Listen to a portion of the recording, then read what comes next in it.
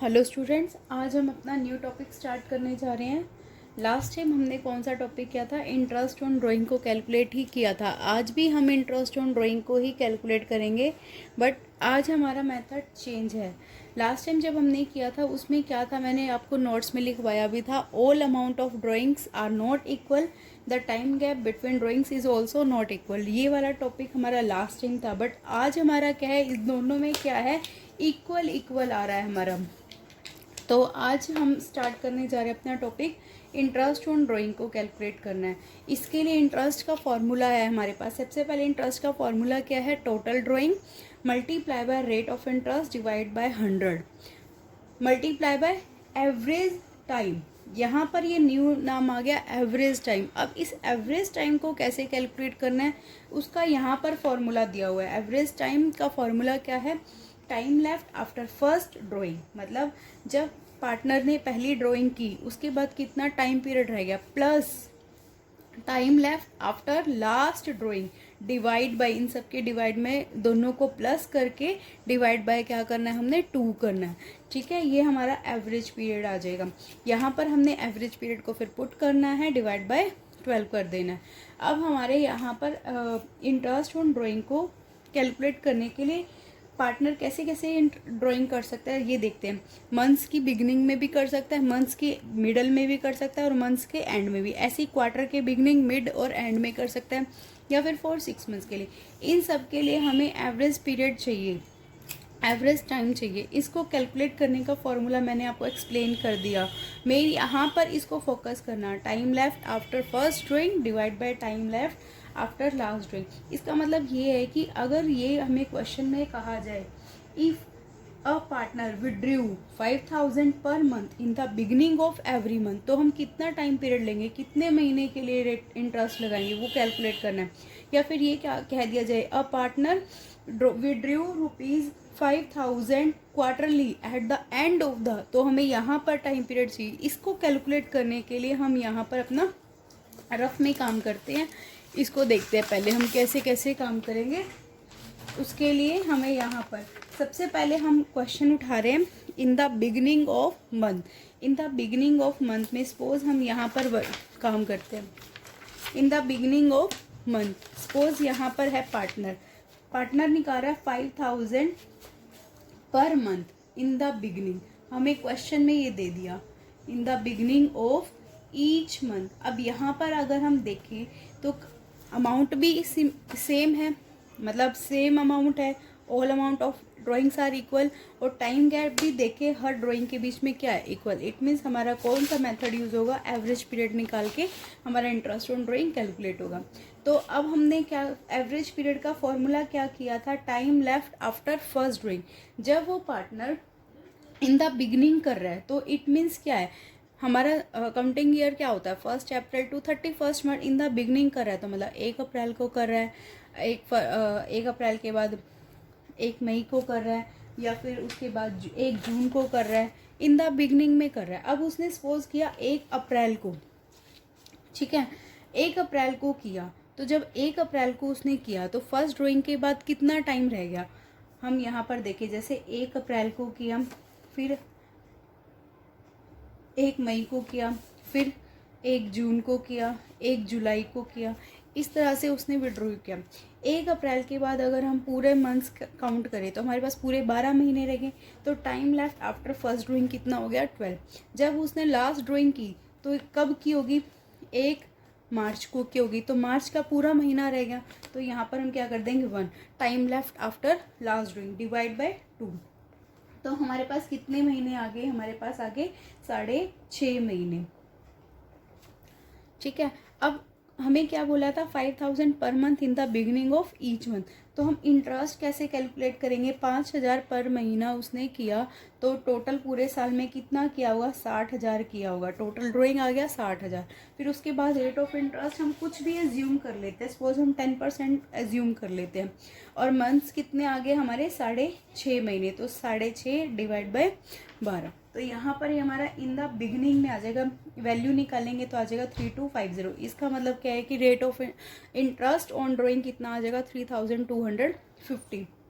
इसी तरह से अगर पार्टनर मिड में निकालता है मिड मतलब 15 अप्रैल को निकालता है, 15 मई को या 15 जून को, और लास्ट जब निकालेगा तो 15 मार्च को निकालेगा।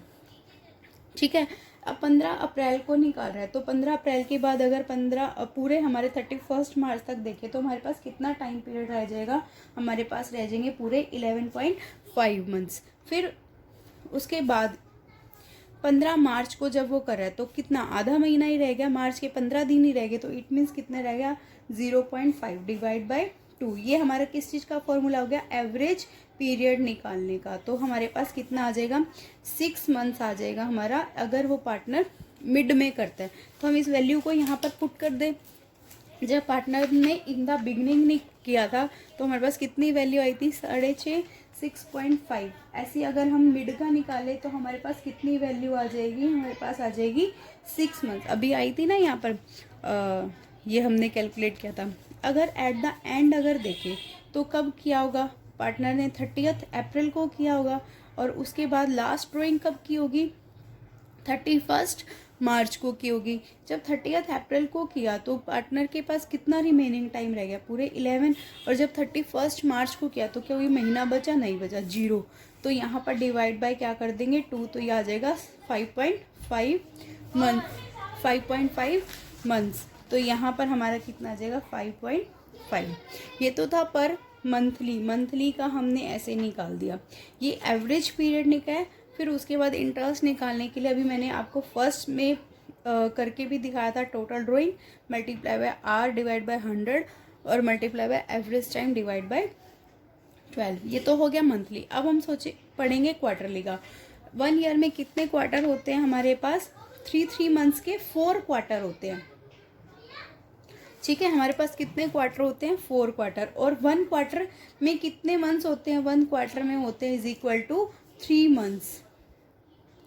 3 मंथ्स के 4 क्वार्टर होते हैं। क्लियर। अब हमने ये कहा है कि अगर पार्टनर क्वार्टरली मतलब इन द अपने क्वार्टर पहले देखते हैं कितना होता है, अप्रैल से जून, और सेकंड फिर हमारा होएगा जुलाई से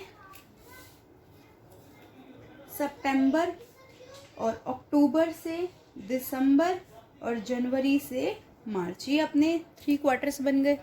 क्लियर। अगर हम इसका बीच का देखें तो अगर मिडल का बात करें, अगर इन the beginning of each quarter करे तो 1 अप्रैल को करेगा, और इन द मिडल अगर वो करेगा तो कितना बनेगा 15 मई को बनेगा, और इन द और इसका अगर मिडल हम चेक करें तो कितना बन रहा है 15 अगस्त को, यहाँ पर 15 नवंबर को, और यहाँ पर 15 फेब को।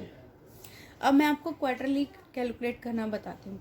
ठीक है, फर्स्ट हमने ये कहा कि इन the beginning of each quarter, in the beginning of each quarter suppose वो कर रहा है 5000। क्लियर। तो सबसे पहले 5000 in the beginning of each quarter. Formula क्या था इंटरेस्ट ऑन ड्राइंग का, ये था total drawing multiply by R divide by 100 multiply by average time divide by 12। तो in 5000 each quarter in the beginning कर रहा है तो 5 मल्टीप्लाई बाय 4 20,000, तो यहाँ आ जाएगा।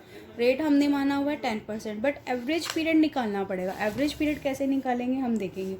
अब इन the beginning of each quarter किया तो 1 अप्रैल को किया, 1 अप्रैल को जब वो करेगा तो उसके पास पूरे 12 महीने बच गए, और लास्ट जब वो करेगा 1 April in the beginning of each quarter, और एट द फिर यहाँ पर लास्ट जब वो ड्राइंग करेगा, क्योंकि ईच क्वार्टर में कर रहा है, ईच क्वार्टर हर इसमें 1 अप्रैल को किया, 1 जुलाई को किया, 1 अक्टूबर को किया, फिर 1 जनवरी को करेगा। इन the beginning of each quarter कर रहा है तो यहाँ पर 1 जनवरी को जब वो लास्ट ड्राइंग करेगा तो टाइम कितना बच गया, पूरे 3 मंथ्स रह गए ना, जनवरी फरवरी मार्च, तो ये आ जाएगा 3 time left after first drawing. मतलब 1 अप्रैल के बाद कितना टाइम बच गया 12 महीने, और 1 जनवरी के बाद कितना टाइम पीरियड बच गया 3 महीने। तो 12 + 3 15 डिवाइड बाय 2, तो ये अपने पास कितने आ जाएंगे 7.5। तो यहाँ पर हम कितनी वैल्यू पुट कर देते हैं 7.5। इट मीन्स यहाँ पर 7.5 महीने का एवरेज टाइम हमने निकाल लिया। तो वैल्यू अगर जब इंटरेस्ट की निकालें तो कितना हो जाएगा यहाँ 20,000 10%, और यहाँ पर 7.5 डिवाइड बाय 12। अब मिडल की बात करें तो इन द मिडल में उसने कब किया होगा, 15 मई को किया होगा। 15 मई को जब वो करेगा तो 15 मई के बाद उसका टाइम पीरियड कितना बच गया, मई के तो आधा टाइम पीरियड वो बच गया, उसके बाद पूरे 10 महीने और बच गए। तो इट मीन्स कितने रह गए, 10.5 time left after middle of each quarter, मतलब 15 मई के बाद कितना टाइम पीरियड बच गया, 10.5। और 15 फरवरी के बाद कितना टाइम बच गया, मार्च का पूरा महीना और फरवरी के 15 दिन, तो कितने हो गए, 1.5 डिवाइड बाई 2। तो यहाँ पर आ जाएगा हमारा 6 मंथ। तो ये हम यहाँ पर पुट कर देते हैं 6 मंथ। और लास्ट अगर हमारा in the at the end of each quarter, मतलब 1 जून को कर रहा है, एट द एंड मतलब 30 जून को कर रहा है, ठीक है, ऐसे 31 मार्च को कर रहा है एट द एंड। जब इसने यहाँ पर करा एट द एंड 30 जून को करा, तो जून की एंडिंग डेट को जब उसने करा तो 3 महीने तो ये बीच के, ये यहाँ पे कितने महीने रह गए, 9 मंथ्स रह गए, 9 प्लस में। और जब 31 मार्च को किया तो उसके बाद टाइम पीरियड कितना है, 0, तो ये आ जाएगा 2, ये आ जाएगा अपना 4.5 यहाँ पर। अब ऐसी 6 मंथ्स का हम लोग कैलकुलेट करेंगे। 6 मंथ्स में मतलब 6 महीने के लिए ही करा। 6 महीने के लिए अगर हम देखें तो अप्रैल, मई, जून, जुलाई, अगस्त और ये सितंबर, 6 महीने के लिए ही कर रहा है वो। ड्यूरिंग, ये बताएगा क्वेश्चन में कि ड्यूरिंग 6 मंथ्स, 6 महीने के लिए करा। जब 1 अप्रैल को करेगा, 1 अप्रैल को करेगा तो 1 अप्रैल को करेगा तो कितने मंथ्स रह जाएंगे, 6 मंथ्स रह जाएंगे। तो 6 मंथ्स, और जब लास्ट में 1 सितंबर को करा तो कितने मंथ रह गए, 1। तो 6 + 1 डिवाइड बाई 2 कितना हो जाएगा, ये 3 मंथ्स। यहाँ पर लिख देंगे हम 6 + 1 7 हो गया ना, 3.5 आ गया यहाँ पर हमारा 3.5। और यहाँ पर ऐसे ही यहाँ पर हमारा इन द मिडल में आता है, 15 अप्रैल को करता है। और यहाँ पर ऐसे ही मिडल का अगर हम देखें तो हमारे पास कितना आ जाएगा, 5.5 + 0.5 डिवाइड बाई 2, तो ये आ जाएगा 3। इस तरह से हम इसको कैलकुलेट कर लेंगे, ये आ जाएगा अपना 2.5। क्लियर। इस टेबल को अच्छे से ध्यान से, चाहे जिन, वैसे तो विद लॉजिक आप लोग करोगे तो आपको अच्छे से क्लियर होगा। एवरेज पीरियड निकालने का मैं एक बार फिर से आपको रिपीट करती हूँ, time left after first drawing plus में time left after last drawing divide by 2। अब टोटल ड्राइंग है मल्टीप्लाई बाय यहाँ पर r divide by 100 multiply by average time. ये एवरेज टाइम मैंने आपको यहाँ पर कैलकुलेट करने बता दिए, ठीक है। अब नेक्स्ट जो हम लेक्चर बनाएंगे उसमें इसका न्यूमेरिकल करना सिखाएंगे। इससे पहले आप लोग ये अच्छे से प्रैक्टिस कर लेना और कोशिश करना खुद से भी सम करने का। ओके, थैंक यू बच्चों।